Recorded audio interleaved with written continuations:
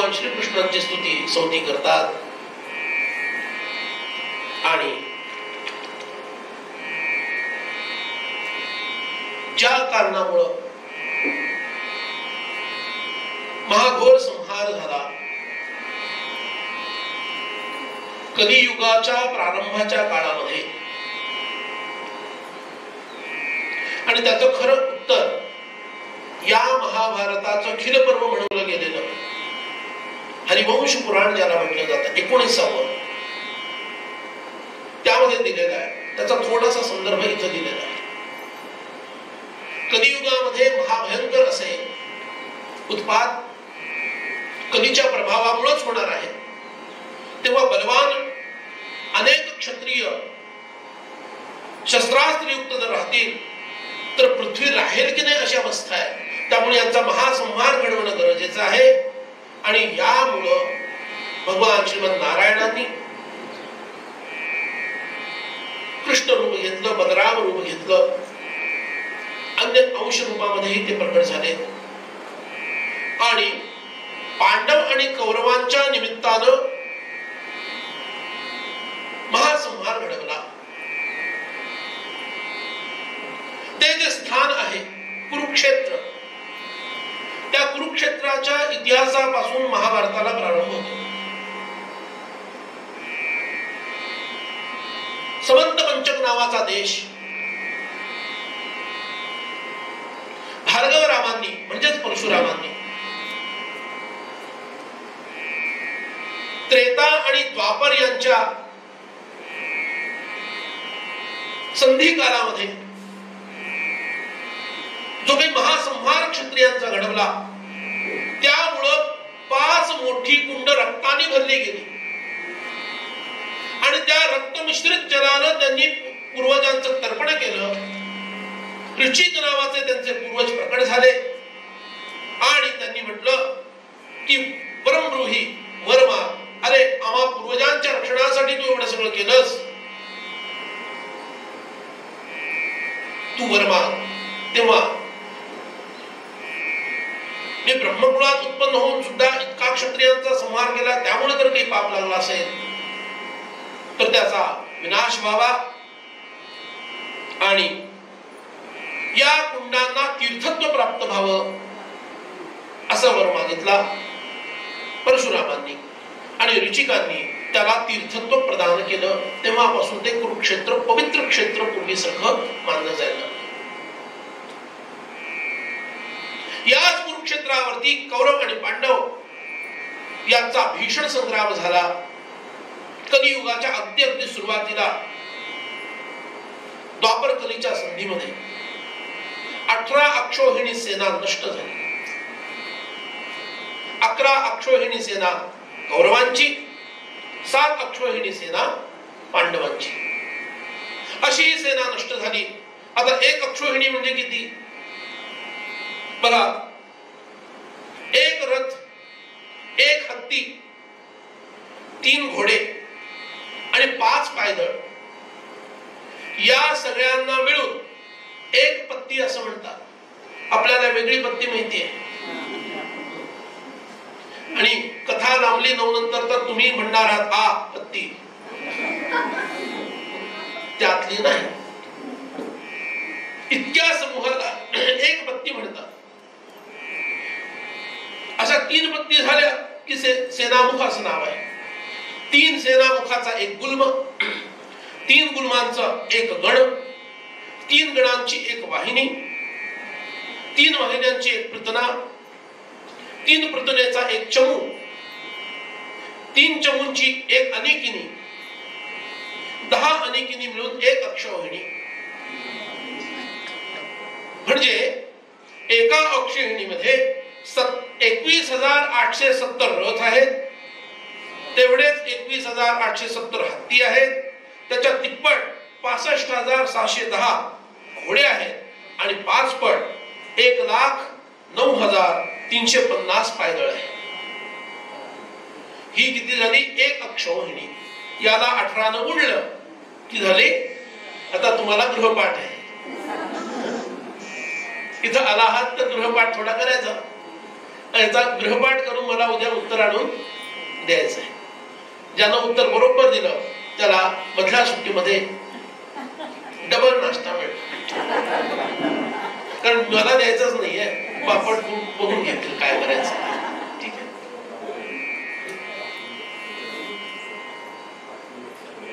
आणि 5 मिनिटं एक्स्ट्रा फिरायला पण द्या असं म्हणतात. या 18 अक्षोहिणी सैन्याचा विनाश, त्या 18 अक्षोहिणी सेना, 18 अध्याय गीतेचे आणि 18 पर्व महाभारताची. या 18चं खूप महत्व आहे.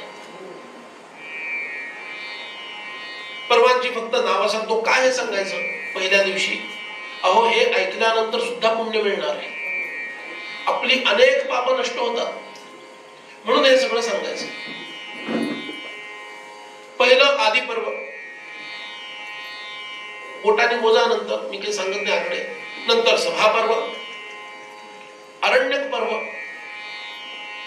विराट पर्व, उद्योग पर्व, अत्यंत महत्वाचं भीष्म पर्व, ज्यामध्ये भगवद्गीता भगवान सांगतात अर्जुनाला, ते भीष्म पर्व.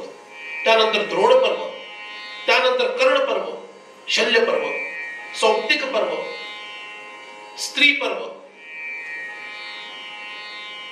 शांती पर्व, फार विस्तृत आहे. अनुशासन पर्व, अश्वमेधिक पर्व, आश्रमवासिक पर्व, महाविनाश यादवांचा झाला हे सांगणारं मौसल पर्व, मुसळाच्या संदर्भातलं मौसल पर्व, महाप्रस्थानिक पर्व, भगवान निजधामाला, आणि त्यानंतर पांडवांचं म्हणून स्वर्गारोहण पर्व. हे मुख्य 18 पर्व. आणि एक वेदांच्या पद्धतीनुसार खिल पर्व जसं वेदांमध्ये आहे तसं महाभारताचं खिल पर्व असणार हरिवंश पुराण. अशी 18 पर्व आणि खिल पर्व धरून 19 पर्व अशी पर्व यामध्ये आहेत. इतका मोठा विस्तार या महाभारताचा आहे.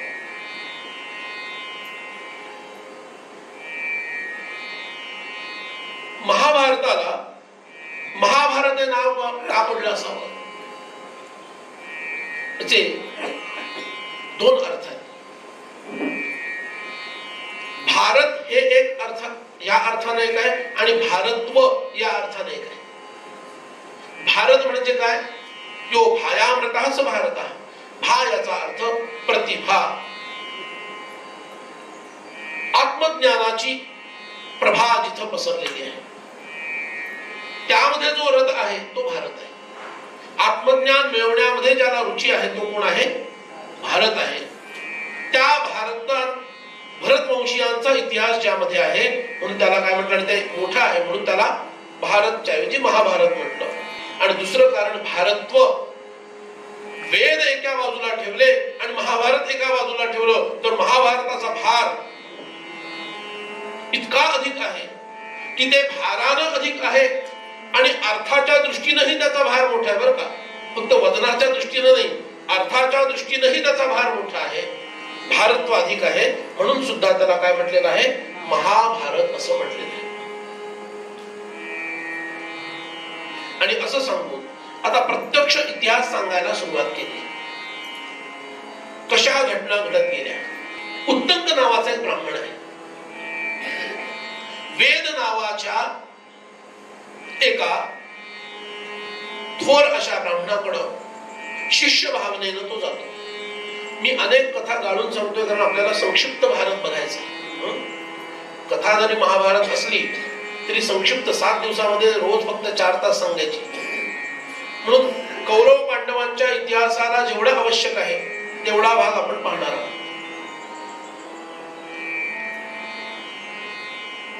हा उत्तंक आपल्या गुरूंची सेवा शुश्रूषा करतो.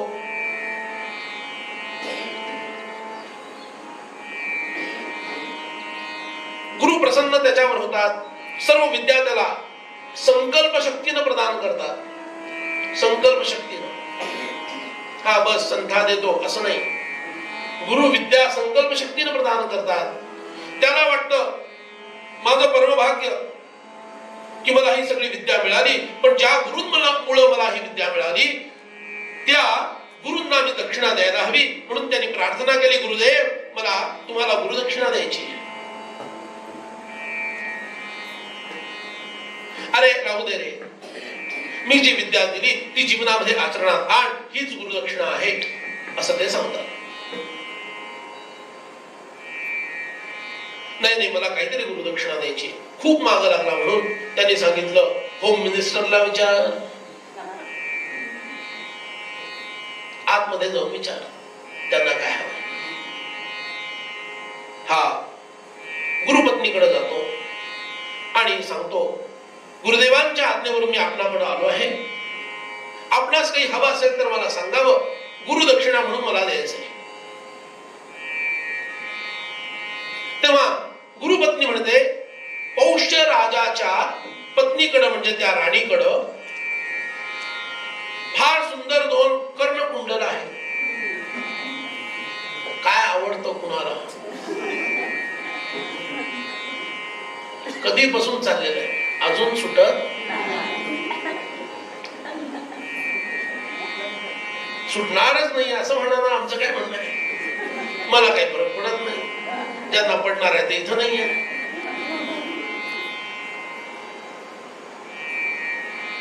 ती 2 कर्णकुंडल मला आणून दिली. हे बघ, आजपासून 4थ्या दिवशी एक महत्वाचा व्रत मला करायचा, पुण्यक व्रत. त्या पुण्यक व्रतामध्ये मी ज्या ब्राह्मणांना बोलवेन त्यांना मला वाढायचं आहे. ते वाढत असताना ती माझ्या कानात हवी. तेव्हा ती मला कानात हवी आहे. आणि म्हणून ती कुंडल तू माझ्यासाठी घेऊन ये. तो म्हणाला, ठीक आहे, मी आता लगेच निघतो, कारण 4 दिवसात पुण्यक व्रत आहे ना. तो लगेच निघतो. गुरुदेवांना सांगतो. ते म्हणाले, त्यांनी सांगितले तसं कर, मी मध्ये पडत नसतो. आणि हा निघाला. निघाल्यानंतर गंमत अशी झाली, मार्गामध्ये एका प्रचंड मोठ्या बैलावरती अत्यंत तेजस्वी दिसणारा एक बलाढ्य पुरुष त्याला दिसला. आणि तो म्हणाला, ए उत्तम का थांब, इथं शेण पडल्यानं या बैलाचं ते खा. तो म्हणालाय, मी नाही खाणार. तेव्हा त्यांनी म्हटलं, तुझा जो उपाध्याय आहे ना त्यांनी सुद्धा ते भक्षण केलेलं आहे. तेव्हा आपल्या गुरुनं जे केलं ते शिष्यानं करायचं असतं, तू ते खा. तरी त्यांनी टाळाटाळ केली. त्यांनी आग्रहानच खा म्हणून म्हटल्यानंतर त्याचा प्रभाव बघून म्हणाला, काहीतरी याच्यात आपलं हित असेल आणि आपल्याकडं पंचगव्याला खूप महत्व आहे. त्या भावनेनं सुद्धा त्यानं आचमन केलं. आणि गोमूत्र आणि गोमय असं म्हणतात. आणि खई असल्यामुळं उभ्या उभ्यानंच आचमन कसं तरी करून तो राजाकडे जाऊन पोहोचला. उभ्या उभ्याच गेला. राजाकडे आला. राजाला सगळी कथा सांगितली. राजा म्हणाला, माझं परमभाग्य, तुमची सेवा करायला मला मिळते. आपण एक काम करा, असेच थेट राणीवासामध्ये जा. तिथं माझी पत्नी आहे, तिच्या समोर हे निवेदन करा, ती आनंदानं तुम्हाला देईल. तो थेट राणीकडे गेला. पण त्याला तिथं राणी दिसलीच नाही. कोपरा शोधला पण राणी दिसत नाहीये. चिडला आणि परत आला आणि म्हणाला, तुला शाप देईन, तू माझी थट्टा करतोस. स्वतःची पत्नी तिथं नसताना आहे असं म्हणतोस, तू मला काय समजलंस. राजानं विचार केला आणि म्हटलं, मी तर खोटं बोललो नाही, पण माझी पत्नी परमपतिव्रता आहे. अपवित्र अवस्थेमध्ये जर तुम्ही गेला असाल तर ती तुम्हाला दिसणार नाही. मला शंका आहे, प्रवासामध्ये उभ्या उभ्या तुम्ही काहीतरी अशुद्धी ठेवून आला आहात की काय, चूळ न भरता आलात की काय गुरुजी, असा प्रश्न विचारला. आणि एकदम त्याला रिकॉल झालं, अरे हो, मी घाई मध्ये आचमन कसं असं केलं आणि निघालो, नीट चूळ भरली नाही. हो म्हणाला, अरे खरंच माझ्याकडून ही चूक झाली, आता मी छान स्नान वगैरे करतो आणि शुद्ध होतो. ठीक आहे, स्नानादी केलं, आचमन उत्तम पद्धतीने केलं, अशुद्ध स्थितीमध्ये फिरण्याचा दोष लागला, त्याचं परिमार्जन केलं. आणि आम्ही काय करतो प्रवासामध्ये, असं कळलेलं आहे मला की प्रवासात खूप खाखा होते म्हणे. खरंय ना? आम्ही असं काही केलं तर समर्थ घालते छोटा पाटीत म्हणून आम्ही असले काही उद्योग करत नाही.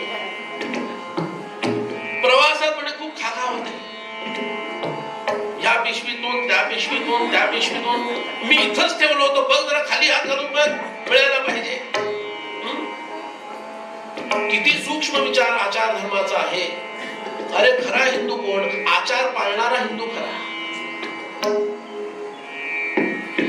आमचं हिंदू पण दिसायला पाहिजे ना, आचारातून दिसायला पाहिजे. काही चालतं, कसंही चालतं, कुठेही चालतं, कधीही चालतं.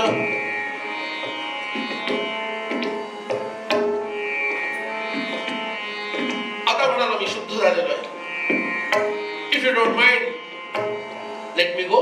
जा म्हणाले महाराज, आनंदाने जा. आणि उत्तंक ऋषी, उत्तंक हा ब्राह्मण तिथं जाऊन पोहोचला, त्याला राणी दिसली, त्यांनी सर्व कथा सांगितली, तिला खूप आनंद झाला. आणि त्या राणीनं ताबडतोब त्यांना 3 कुंडलं काढून दिली. म्हणजे किती दातृत्व पूर्वी होतं. असूया नव्हती. कोण नव्हती? माझी इतकी छान कुंडलं ती मिरवणार होय, कशाला देऊ मी तिला? असूया नव्हती, लगेच काढून दिली.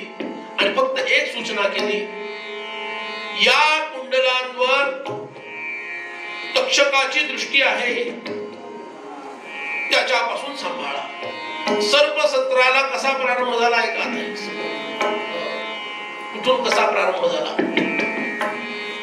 काय व्यासांची लिहिण्याची पद्धत आहे, अद्भुत. म्हणून तर ते कृष्णद्वैपायन आहे.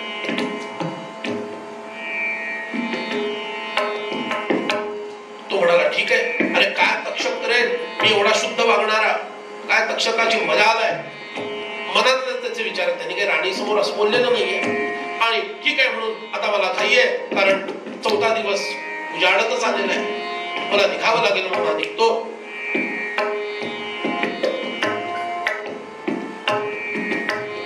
आणि रस्त्यामध्ये खूप तहान लागल्यामुळं काही क्षणांपुरतं आपण ही कुंडलं इथं ठेवू आणि आचमन करून जलपान करू, पुन्हा कुंडलं घेऊ आणि पुढे जाऊ. तिथून एक क्षपणक येत असतो, त्याचं लक्ष याच्यावर असतं. आणि यांनी इथं कुंडलं ठेवली, पाणी पिण्यासाठी जातोय, त्या क्षपणकाने ती उचलली आणि धुवून ठेवली. त्याचं लक्ष गेलं, अरे माझी कुंडलं, म्हणून तो धावत सुटला. माझी म्हणजे कुठलं, आपल्या गुरुपत्नीला द्यायचं आहे म्हणून, स्वतःसाठी नाही. धावत सुटला, पण तो नेमका क्षपणकाचा वेश घातलेला, परिधान केलेला तक्षकच होता. त्याला याची शक्ती माहित होती आणि म्हणून त्यानं पाताळामध्ये बिळातून प्रवेश केला. बिळात शिरला, पाताळामध्ये घुसला,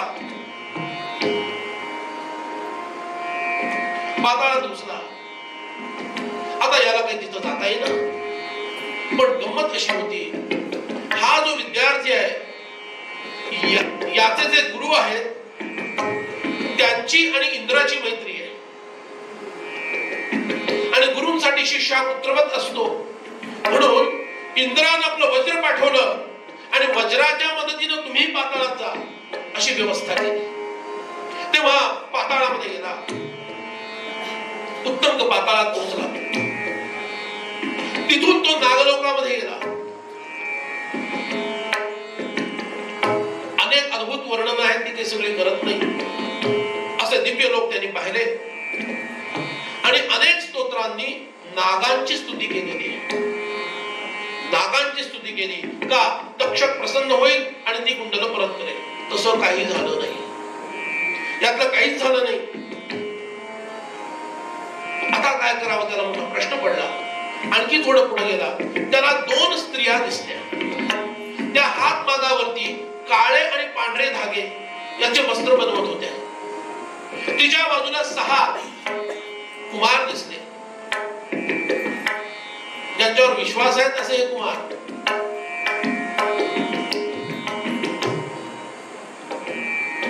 असे 6 कुमार दिसले.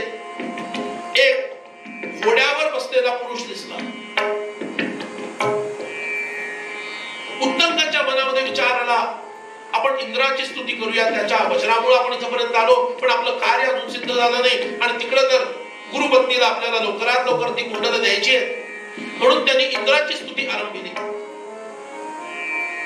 ती स्तुती ऐकल्यामुळं त्या घोड्यावर बसलेल्या पुरुषाला आनंद झाला आणि त्यांनी त्याला वरदान माग असं म्हटलं. तेव्हा उत्तंक म्हणतो,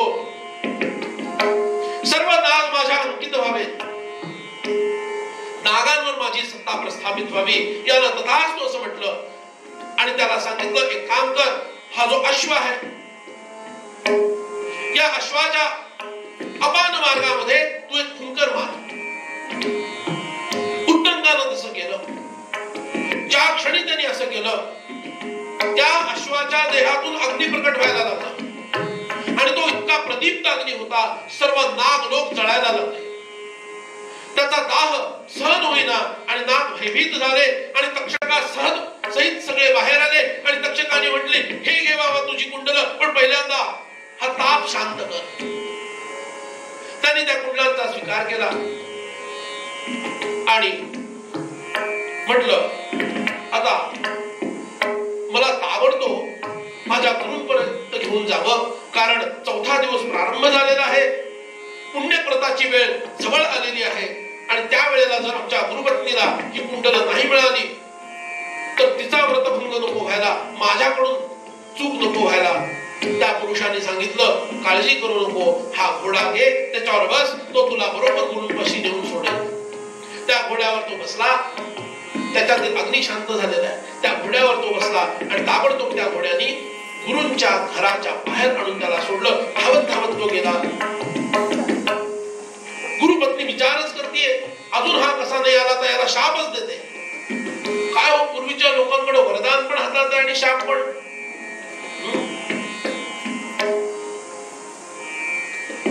जो शाप देऊ शकतो तोच वरदान देऊ शकतो, किंवा जो वरदान देऊ शकतो तोच शाप देऊ शकतो.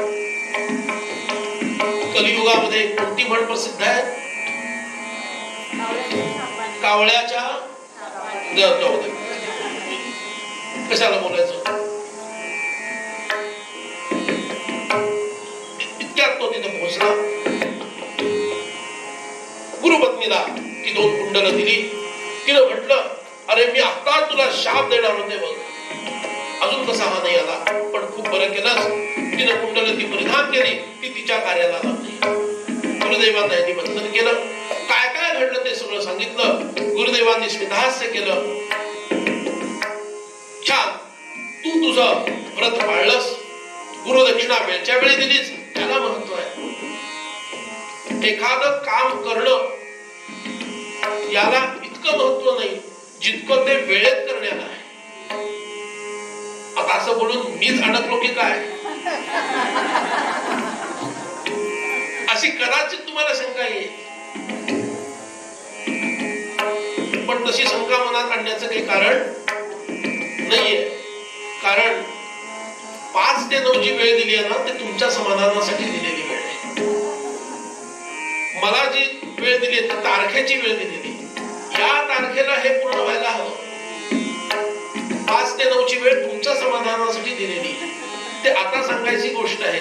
आधी सांगितलं असं तर तुमच्या नाही काही झालं नसतं.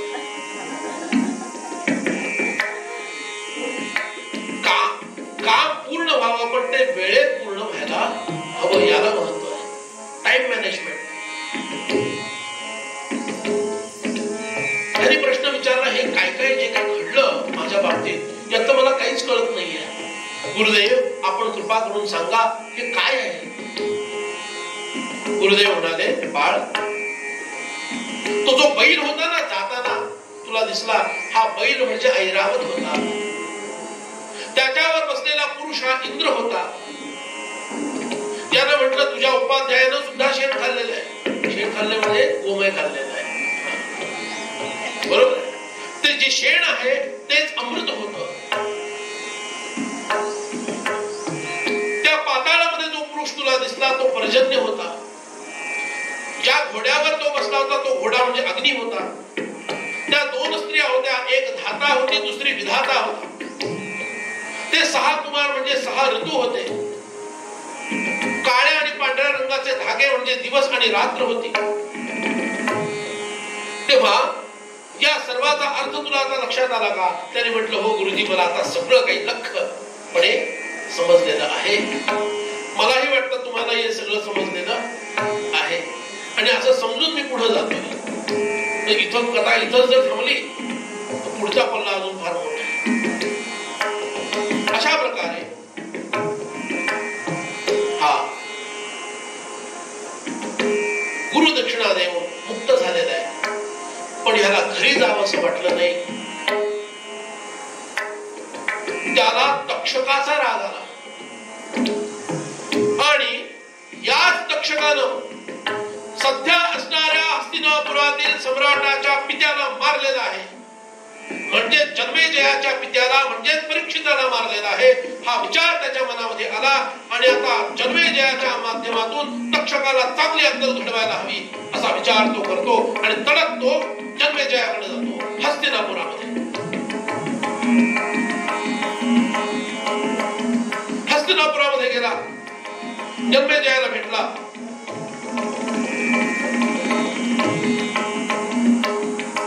जन्मेजयाला भेटल्यानंतर त्यांनी तुझ्या पित्याला तक्षकाने कसं मारलं हे सांगितलं. अभिमन्यूचा पुत्र असणारा हा परीक्षित जन्मेजयाचा पिता. महाभारतामध्ये इतक्या भूमिका इतके कॅरेक्टर्स आहेत. लक्षपूर्वक आहे का बरं? नाही तर गोंधळून जाईल सगळं. जन्मेजयाचा पिता परीक्षित, परीक्षिताचा पिता अभिमन्यू, अभिमन्यूचा पिता अर्जुन. असा हा जन्मेजय. ऐक, तू फार लहान होतास त्यावेळेला घडलेली गोष्ट आहे.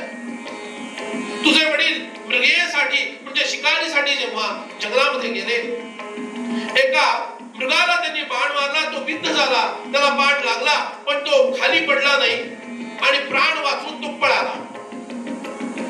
त्याच्या मागे तुझे वडील धावले पण काही केला तो मृग त्यांना सापडला नाही. तहाने भुकेने व्याकुळ झालेले तुझे पिता.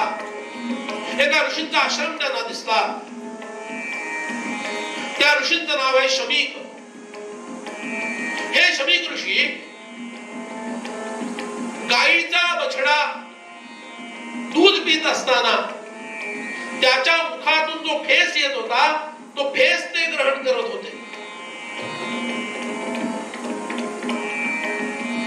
तो फेस ते ग्रहण करत होते आणि हा फेस ते ग्रहण करत असताना एकदम ज्याला दुग्धफेन म्हणतात तो ग्रहण करत असताना हा राजा तिथे जाऊन पोहोचला आणि त्याने विचारलं, अमुक अमुक असा विद्ध झालेला मृग तुम्हाला दिसला का?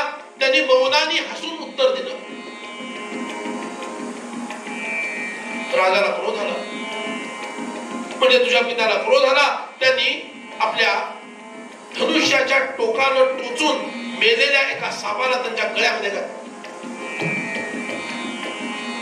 तरीही ऋषी मौन राहिले. पण ही गोष्ट जेव्हा त्यांच्या क्रोधी मुलाला कळली, त्याचं नाव आहे शृंगी.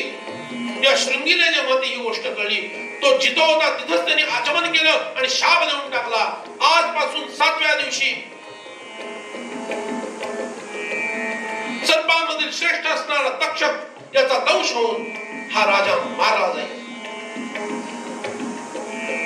असा जेव्हा शाप दिला आणि आश्रमात परत येऊन वडिलांना ही गोष्ट सांगितली. वडिलांना ते वाईट वाटलं. अरे कशाला तू शाप दिलास? पण आता राजाला ही गोष्ट सांगायला हवी. आणि म्हणून आपला एक शिष्य गौरमुख त्याचं नाव, या शिष्याला राजाला शापाची बातमी सांगण्यासाठी पाठवलं. का? लवकरात लवकर राजा आपलं उत्तरदायित्व पुढे देईल आणि स्वतः मोक्षाचा उपाय प्राप्त करून घेण्यासाठी ऋषींना शरण जाईल. राजाला ही गोष्ट सांगितली. राजाला फार वाईट वाटलं. राजाच्या मंत्र्यांनी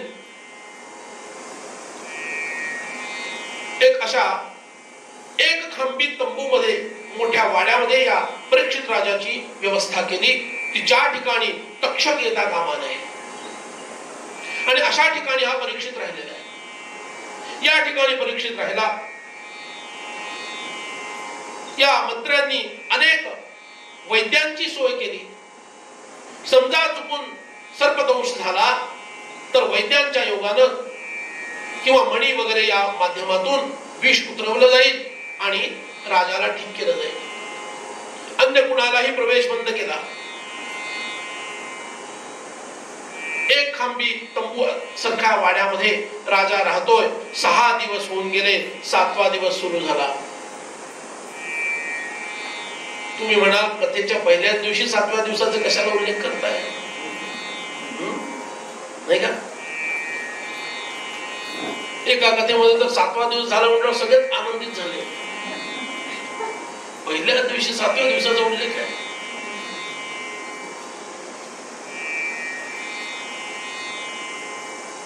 सातवा दिवस उजाडला. कश्यप नावाचा एक ब्राह्मण, राजानं दवंडी पिटवली होती, कळवलं होतं असं असं होणार आहे, कुणामध्ये सामर्थ्य असेल त्यांनी सहाय्यार्थ यावं म्हणून कश्यप नावाचा ब्राह्मण वेगामध्ये जिथं राजा निवासाला होता त्या ठिकाणी निघाला.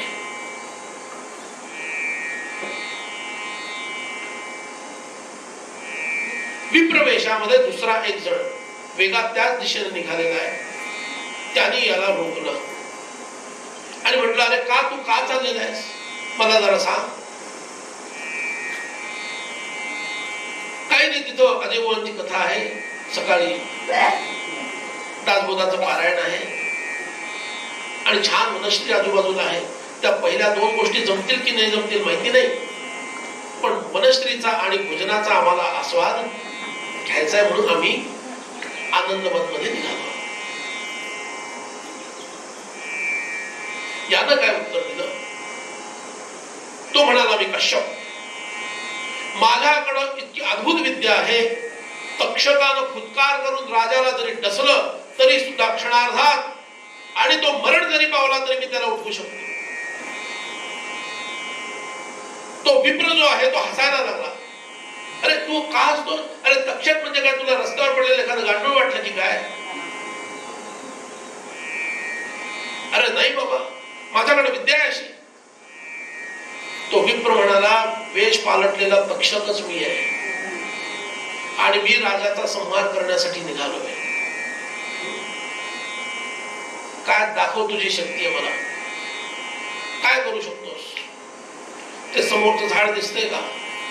त्या झाडावरती माझं भयंकर विष होते. त्या विषानं ते झाड दग्ध होऊन त्याची राख निर्माण होईल, राख. त्या झाडाला तू पुन्हा जीवित करू शकशील? तो म्हणाला, माझी विद्या इतकी अद्भुत आहे, नक्कीच त्या राखेतून मी अंकुर फोडेन, करून दाखव. आणि त्या तक्षकानं आ वासला आणि फुत्कार केला. त्याच्या डोळ्यात देखत धडधड धडधड जणू काही आग लागावी अशा पद्धतीनं त्या भयंकर विषानं ते झाड दग्ध झालं. राखेचा ढीग तिथं जमा झाला. दाखव म्हणाला, आता तू काय करू शकतोस? या कश्यपानं आपल्या दिव्य विद्येच्या योगानं मंत्र म्हणून त्याच्यावर प्रोक्षण मात्र केलं आणि काही क्षणामध्ये त्या राखेतून अंकुर फुटला. विप्ररूपी तक्षक आश्चर्यचकित झाला आणि म्हणाला, खरंच रे, तुझ्याकडे ही अद्भुत दिव्य विद्या आहे. तू कशासाठी तिकडे चाललाय सांगशील का मला? तो म्हणाला, मला धनाच्या अभिलाषेनं तिकडं जावंसं वाटतं. तक्षक म्हणाला, ते धन मी जर तुला उपलब्ध करून दिलं तर? त्याने विचार केला, भविष्यात काय घडणार आहे बघूया म्हणून त्यांनी आचमन करून ध्यान लावलं. तर त्याला दिसलं की राजा मारला जाणार आहे. तेव्हा जर देवानीच ठरवलं आहे याला मारायचं तर मी कशाला माझी विद्या घालवू? म्हणून तो म्हणाला, ठीक आहे, तू मला अमुक अमुक इतकं धन दे, मी तुझ्या रस्त्यातून दूर होतो. आणि तक्षकाने त्याला शब्द दिला, तो नंतर पाळला सुद्धा. कश्यप निघून गेला आणि आता काय व्यवस्था लावली हे याचा अंदाज घेऊन इतरही नागांना बोलवलं आणि त्यांना विप्रवेश दिला. विप्रवेश, प्रवेश नाही, विप्रांचा वेश दिला. तो वेश दिला आणि अभिमंत्रित केलेली ही फळं महाराजांना द्या, म्हणजे त्यांना काही त्रास होणार नाही असं सांगवलं. राजाचा त्याच्यावर आता मृत्यू जवळ आला की नको त्या गोष्टींवर विश्वास बसतो. इतर वेळा किती तुम्ही धावपळ करा, काही काही होणार नाही. साधं चालत असताना पाय मुरगळत होता, काय बोलायचं, तर वेळच आलेली असते ना. तर वेळ आली तर आली, तुम्ही काही करू शकत नाही, तुमच्या हातात नाही ते. राजाला बुद्धीच अशी झाली, ती फळं स्वीकारावी. आणि त्याच्यातील एका फळामध्ये तक्षक छोट्याशा लाल रंगाच्या आळीचा रूप घेऊन प्रवेश करतो आणि राजाच्या जवळ ती फळं गेली. राजाने म्हटलं, अरे ही फळं खूप उत्तम आहेत आणि आता सातव्या दिवसाची संध्याकाळ जवळ आलेली आहे, सूर्यास्ताला काहीच क्षण शिल्लक आहेत, जवळजवळ मी मरणाच्या तावडीतून बाहेर आलेलो आहे, आता ही फळं घ्यायला हरकत नाही असं म्हणून राजानं त्याच्यातलं ते छान दिसणार माणसाला टेम्पटेशन कशाचं होतं, जे छान दिसतं त्याचंच होतं ना, बरोबर आहे ना. तक्षकाने योजना अशी केली होती, इतर सामान्य फळ एक सुंदर फळ त्याच्यामध्ये आणि लेखाला त्याच्यातच जाऊन दुखून बसले. राजाला तेच घ्यावंसं वाटलं आणि त्याने ते उचललं. त्याच्यामध्ये ती लाल अळी आहे. ती लाल अळी राजाला दिसली. राजानं ती घेतली आणि म्हणाला, काय व्हायचंय ते होऊ दे, हात तक्षक असेल तर कुणाला माहितीये, बघूया आहे का म्हणून गळ्यावर ठेवली. हात असेल तक्षक तर बघूया म्हणून जशी ती मानेवर ठेवली, त्या क्षणी तक्षकाने त्याला विळखा घातला आणि आवळून टाकलं आणि दंश करून त्याला मारून टाकलं. 7व्या दिवसाच्या सूर्यास्ताच्या काहीच क्षण आधी परीक्षित तक्षकाच्या महाभयंकर विषानं दग्ध होऊन काळा निळा नाही पडला, जळून गेला. आणि इतकंच नव्हे तर संपूर्ण तंबू पेट घेतला, तो वाडा भस्मसात झाला. इतकं भयंकर जयविष ते होते. अशा प्रकारे तुझ्या पित्याला या तक्षकानं मारलेला आहे आणि तू शांत बसलायस. आणि नंतर स्वतःची व्यथा सांगितली, तक्षकानं मला कसा त्रास दिला.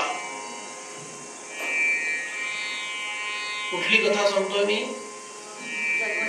उत्तंकाने जन्मेजयाला काय सांगितलं ते सांगतो, आहे ना लक्षात? हा, असं असताना त्या तक्षकाला अद्दल घडवायला नको. आता जन्मेजय राजा आहे, त्याला पित्याबद्दल प्रेम असणारच आहे. लहानपणी वडील गेल्यानंतर त्याची जाणीव जास्त असते.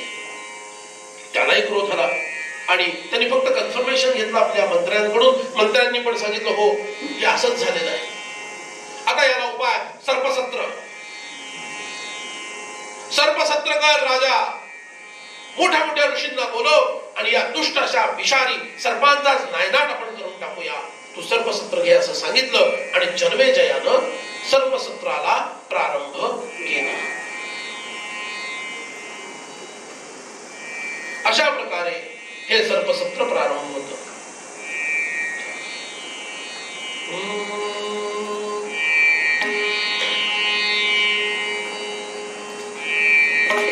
श्री कृष्ण गोविंद हरे मुरारे, हे नाथ नारायण वासुदेव.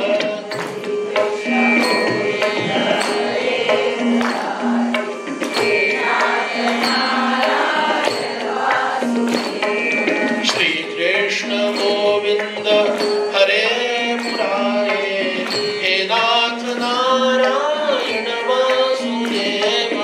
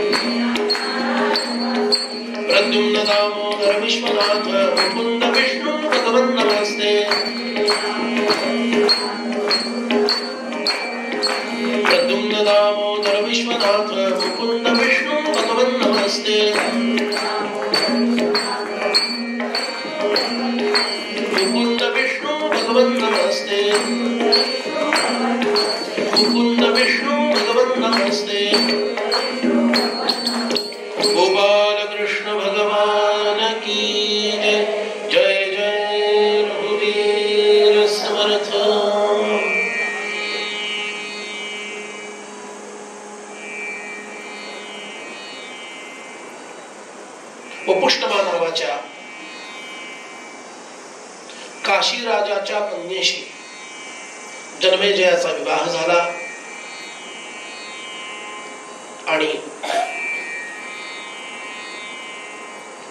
हस्तिनापूरचा तो सम्राट झाला. सर्पसत्तर करायचं त्यांनी मनावर घेतलं.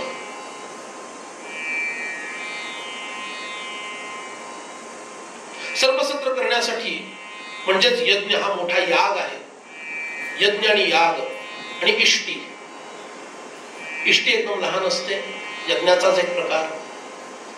होमही येतो त्याच्यात. होम, इष्टी, यज्ञ आणि याग. त्याच्या पुढे महायाग. प्रमाणामध्ये प्रमाणांतरानं ते बोललं जातं. तेव्हा हा मोठा याग आहे, अनेक वर्ष चालणार आहे.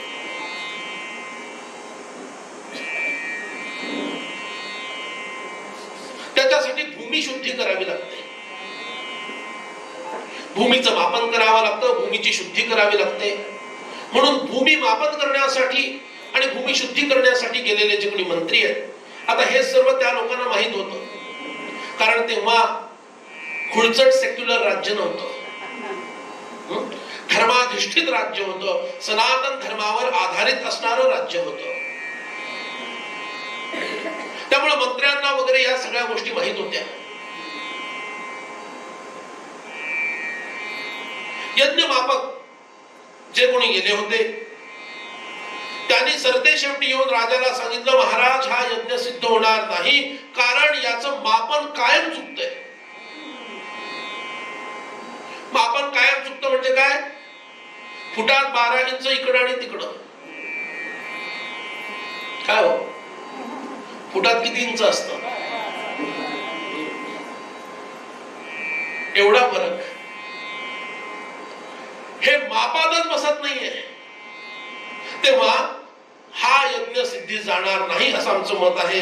राजाने सांगितलं, तरी होईल तेवढं करा, बाहेरच्या कुणालाही प्रवेश देऊ नका, बाहेरच्या कुणालाही यामध्ये प्रवेश देऊ नका. हा यज्ञ आपल्याला सिद्ध करायचाच आहे. आणि सर्पसत्राला प्रारंभ झाला. अनेक मोठ्या ऋषींचं यादी दिलेली आहे, किती ऋषी तिथे आले. स्वतः कृष्ण द्वैपायन सुद्धा त्या सत्रामध्ये आहे, जन्मेजय आहेत, म्हणून तर त्यांनी कथा सांगितली आहे. पुढं असंख्य सर्प त्या यज्ञाच्या अग्नीमध्ये धडाधड पडतायत. असंख्य सर्प पडतायत, आकाशातून पडतायत. काय मंत्रशक्ती त्या काळात होती आमच्या ऋषींकडं, आणि राजाची शुद्धता किती होती. धडाधड सर्पसत्रामध्ये ते साप आणि नाग पडतायत. या यज्ञाचा होता चंड भार्गव, होता ऋग्वेद सांगणारा असतो. अध्वर्यू पिंगल यजुर्वेद सांगणारा. उद्गाता जैमिनी होते, व्यास शिष्य जैमिनी. सामवेद आणि ब्रह्मा शार्ंगर अथर्ववेद, 4 बाजूला 4 ऋषी बसतात. ही त्यांची स्थान आहे. या चौघांनी प्राधान्यानं हा सर्पसत्राचा यज्ञ चालवला. लक्षावधी साप त्याच्यात पडत आहेत, होरपळून मरत आहेत. सगळीकडे तो धूर झालेला आहे, दुर्गंध सुद्धा पसरलेला आहे. असं ते विचित्र वातावरण झालेलं आहे. जरत्कारु नावाचा एक नैष्ठिक ब्रह्मचारी, पण पूर्वजांच्या उद्धारासाठी वासुकीची भगिनी, जिचं सुद्धा नाव जरत्कारु होतं, तिच्याशी त्याने विवाह केला. का? पितरांना गती मिळावी म्हणून विवाह केला. एक पुत्र उत्पन्न करेन म्हणाला आणि पुन्हा मी संन्यास घेईन, भांडणाचं कारण काढून पत्नीशी. आणि त्यांनी ते केलं सुद्धा. पण त्यांनी एक अद्भुत असा पुत्र उत्पन्न केला, त्याचं नाव आहे आस्तिक. या आस्तिकाला निर्माण केलं आणि जरत्कारु निघून गेलाय. सर्पसत्र सुरू झालं, प्रदीर्घ काळ ते चाललं. वासुकी, कारण कधीतरी वासुकी पण खेचला जाणार आहे ना मंत्रशक्तीने. तक्षक पण चाललंय कुणासाठी? तक्षकासाठी. पण तक्षकाची मैत्री इंद्राशी विशेष आहे. तो विषय पुढे येणार आहे खंडोप्रस्थाच्या दाहाच्या वेळेला. त्यामुळे इंद्र त्याला घट्ट धरून आहे. पण वासुकी मोठा नाग आहे, त्यामुळे ह्यांच्यावरही ती पाळी कधीतरी येणार. म्हणून वासुकीनं आपल्या बहिणीला सांगितलं, जरत्कारु, अगं ज्याच्यासाठी म्हणून मी तुझा विवाह त्या जरत्कारुशी घडवला, ती वेळ आलेली आहे.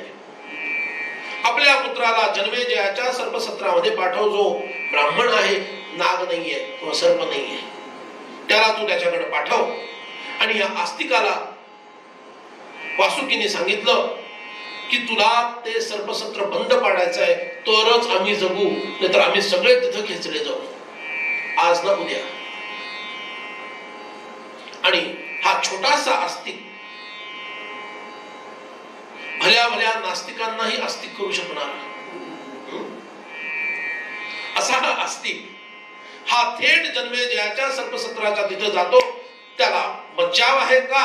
अनोळखी कुणालाही घ्यायचं नाही असं राजांनी आधीच सांगितलंय, नाहीतर यज्ञाला बाधा निर्माण होईल.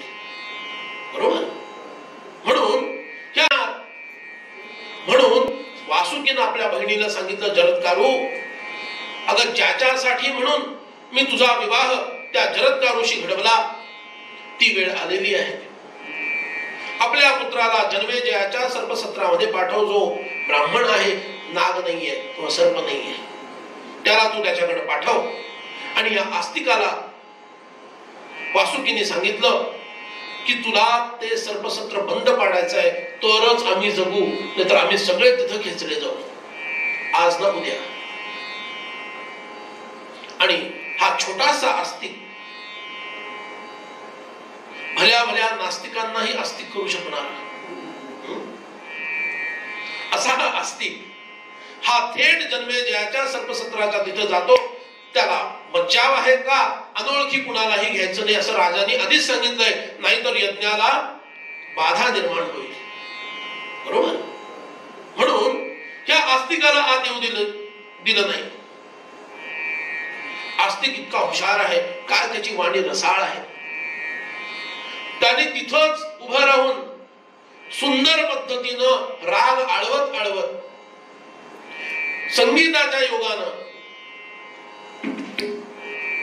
संगीताच्या योगानं राजाची आणि राजाच्या यज्ञाची स्तुती करायला प्रारंभ केला. छोटासा मुलगा आहे, पण काय बोलतोय बघा हो. इतकं काही बोललेलं आहे की त्याच्यातच पुढचे 2 तास होऊन जातील, पण तेवढे घेत नाही, 2 मिनिटात सांगतो.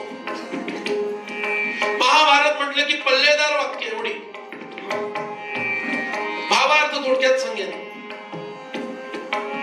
काय म्हणतोय तो आस्तिक? महाराज जन्मेजयांचा विजय असो. काय तुमचा यज्ञ तुम्हाला शोभेल असाच, न भूतो न भविष्यती असा महाराज आपला यज्ञ आहे. अहो, प्रयागामध्ये झालेला वरुणानं केलेला यज्ञ, त्या सोमानं केलेला यज्ञ, प्रत्यक्ष प्रजापतीद्वारे झालेला यज्ञ, त्याची तुलना तुमच्या यज्ञाशी करता येईल महाराज. केवळ अद्भुत. अहो, इंद्राला शतक्रतू म्हणतात. 100 महायज्ञ केला की इंद्र होतो. 100. पण तुमचा शतक्रतू आहे. 10,000 मोठे यज्ञ करणाऱ्याला जे फळ मिळेल ते तुमच्या एका यज्ञातून फळ मिळेल असं मला वाटतं महाराज. अशी स्तुती तो करतोय. यम, हरिवेद, रंतिदेव, गय, शशबिंदू, वैश्रवण, नृग, अजमीढ, दाशरथी श्रीराम, युधिष्ठिर, व्यास, इंद्र इत्यादिकांनी जे मोठे मोठे यज्ञ केले ना महाराज, त्याच्या तोडीचा यज्ञ तुमचा हा आहे. धन्य आहात तुम्ही. आणि महाराज तुमच्याबद्दल तर काय बोलावं. यमधर्मासारखे धर्मामध्ये स्थिर, वरुणासारखे तुम्ही, अरे इंद्राप्रमाणे तुम्ही आहात तेजस्वी आणि प्रतापी. राजा खटवांग नाभाग, दिलीप ययाती मांधाता अशा मोठ्या मोठ्या राजांप्रमाणे तुमचा प्रभाव आहे. प्रतस्थ भीष्मांप्रमाणे तुमची वृत्ती आहे. आणि वाल्मिकी ऋषींप्रमाणे तुमचं सामर्थ्य गुप्त आहे, जे प्रकट होत नाही. वाल्मिकींचं सामर्थ्य कशात?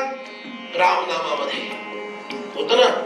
मरे मरेत उफराट्या नामासाठी वाल्मिक तरला उठाउठी. ते गुप्त सामर्थ्य आहे वाल्मिकींचं. असं तुमचंही सामर्थ्य फार गुप्त आहे. वसिष्ठांप्रमाणे तुम्ही क्रोध जिंकलाय महाराज. आता सापानं जाळतोय तो राजा चिडून. आणि आस्तिक काय म्हणताय? महाराज तुम्ही वसिष्ठांप्रमाणे क्रोध जिंकलेला आहे.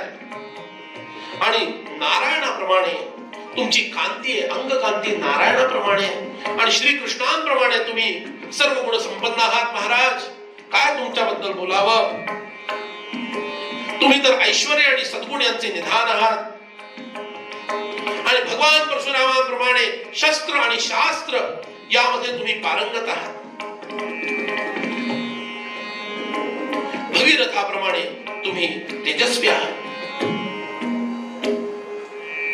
इतकी प्रशंसा ऐकल्यानंतर राजा म्हणाला, अबे क्या रुलावले क्या, तुमच्या भाषेत मध्ये मध्ये बोलायला लागतात, काय करणार, तुमचा संघ लागला, आता तुमच्यावर ढकलतो मी हे करा.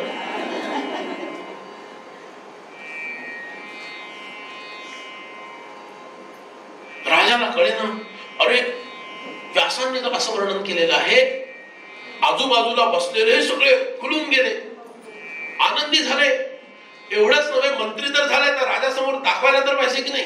तर दाखवणारे मंत्री नव्हते बरं, खरंच मनापासून आनंद मानणारे मंत्री होते. राजा तर फुले नाही समाये, इतका आनंद. पण ज्या अग्नीमध्ये ते सर्प पडतायत, तो अग्नी सुद्धा प्रसन्न झालाय. अरे कोण आहे हा, कोण आहे हा, सगळीकडे हकाटी झाली, कोण आहे, कोण आहे. आणि राजाला राहावलं नाही, आत पाठवा, येऊ दे नष्ट, येऊ दे अस्तिकाला, आत पाठवा. आस्तिक आत येतो. इतकं छोट स्वरूप, तेच आवाजावरून इतका मंजूळ आवाज आजेबुवाचा नक्की नसला पाहिजे. इतका गोड आवाज कुणाचा आहे हा. छोटासा मुलगा दिसतोय समोर. इतका आनंद राजाला झाला. अरे एवढासा हा मुलगा, पण त्याची बुद्धी बघा, प्रौढांपेक्षाही अधिक बुद्धी आहे. आणि त्या बाळाच्या वाणीच्या प्रभावाला मोहित झालेला हा राजा म्हणतो, परमृही बोल, तुला काय हवं ते बोल, मी तुला द्यायला तयार आहे. त्यांनी एका क्षणाचाही अवसर नाही घालवला आणि म्हणाला, सर्पसत्र बंद करा.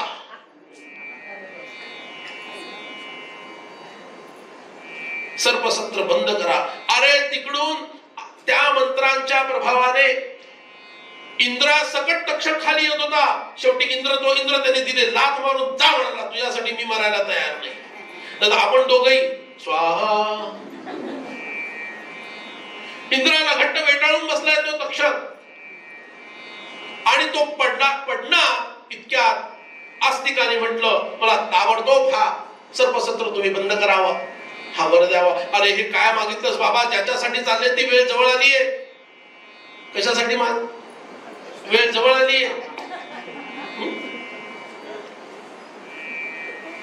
दुसरं काहीतरी माग. महाराज मला हाच वर हवा आणि ताबडतोब हवा, याच्यात वेळ घालवू नका. जन्मेजयाचा नाईलाज झाला आणि जन्मेजयाने सर्पसत्र बंद केलं. तक्षक वाचला. पण तरी सुद्धा राजा त्याच्यावर चिडला नाही. आणि राजा म्हणतो, धन्य आहात आपण, आपण लहान असतात तरी विप्रकुळातील आहात, मला सदैव वंदनीय आहात, पूजनीय आहात. म्हणून त्यांचं पूजन केलं. आणि अद्भुत तुमची वाणी आहे असं म्हणून मी पुढं अश्वमेध यज्ञ करेन, त्यावेळेस अवश्य आपण त्या यज्ञामध्ये सम्मिलित व्हावं असं म्हटलं. आणि असं म्हणून राजानं हा यज्ञ थांबवला.